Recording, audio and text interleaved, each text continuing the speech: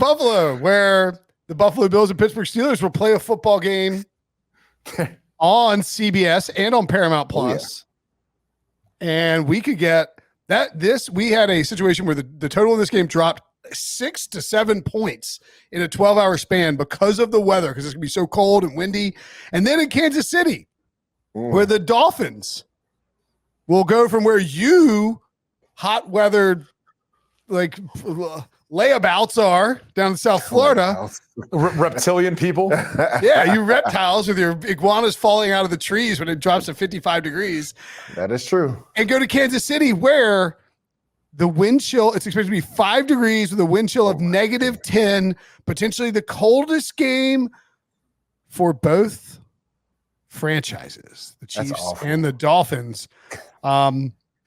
What do you guys think? You guys are, dudes, you played for the Jets and the Bills. Brady, you played. I did. Brady, you spent your whole life bopping around the Rust Belt, battling through the cold. We've talked about how hard we talked about injuries in the cold in that Monday Night Football game. How much of a factor? So I just sort of curious what you guys like. Do you get excited for cold games like this, like insane weather games? Are you like, oh crap, this is gonna suck for several hours? I mean, you both live in South Florida, so I don't know like how you actually feel about these cold weather games, or you're just trying to evade, trying to get out of there for tax purposes. I'm curious what you guys think about these cold weather games. I don't think I think I had a pretty good record of playing in games below 40 or 50 degrees, for whatever that means. I mean, I don't know what that means, but I loved playing cold weather. I grew up playing cold weather. It never bothered me.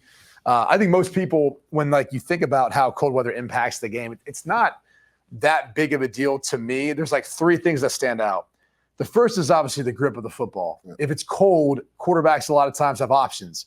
You can just wear a muff and use your hands. You can have a glove on your off hand, glove on both hands.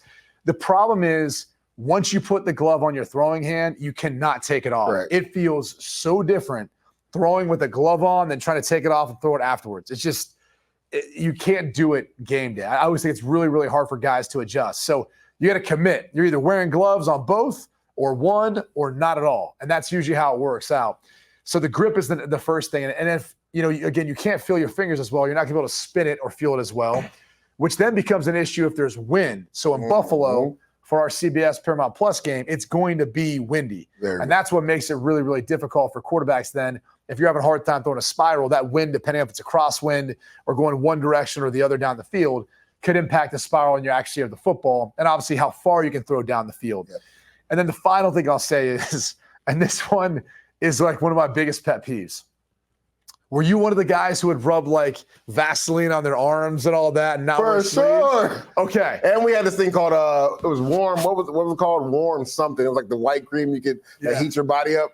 Tiger Balm and all that. Yeah. So here's the problem: is you would get guys who are ball carriers that they be putting this Vaseline on their sleeves or on their arms, and so they'd be running around putting the ball in there, and that thing would be slick all of a sudden, and you were like, no. Wear sleeves or wipe. I'd be wiping off people's arms. What are you doing? I'm like, dude, you can't put that on the football. So those are always the biggest concerns, because you think it's funny, but the reality is you'd be getting a snap and you'd be in the football and it's it'd be so slick as all get out, just because the Vaseline got stuck on there because some guy was carrying the ball with good ball security, getting 5 points of pressure and all that on there. So unlike Brady, I grew up in Florida, right? So as far as playing in cold weather, it doesn't bother me as much, but that Kansas City game, that's a bit different, right? We were talking about this before we got on air. When it's single digits and then with the wind chill becomes negative, that's a totally different animal in itself, right? Every time you disengage, just talking about from trenches play, disengage with an offensive lineman, your fingers feel like they get jammed every single play. Will and Brady, when you hit the ground, it literally feels like you're hitting concrete. And it takes so long to get up.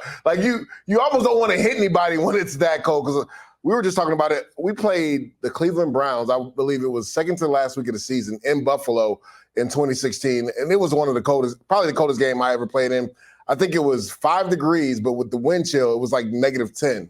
Right. And literally every time, I would either hit RG3 because he was the quarterback at that time, or engage with the offensive lineman, I felt like my fingers were breaking every single play. So when it's that cold, no matter how many jackets you got on the sideline, no matter how hot the heated bench is, You just never feel warm enough. You always feel cold. So it literally becomes like a mental gymnastic. Like you got to tell yourself, it's not that cold. It's not that cold. Bro, Will, there'd be times where like it'd be so cold. I think in 2009 we played a game. It was -6 with a wind chill versus Pittsburgh at home in Cleveland.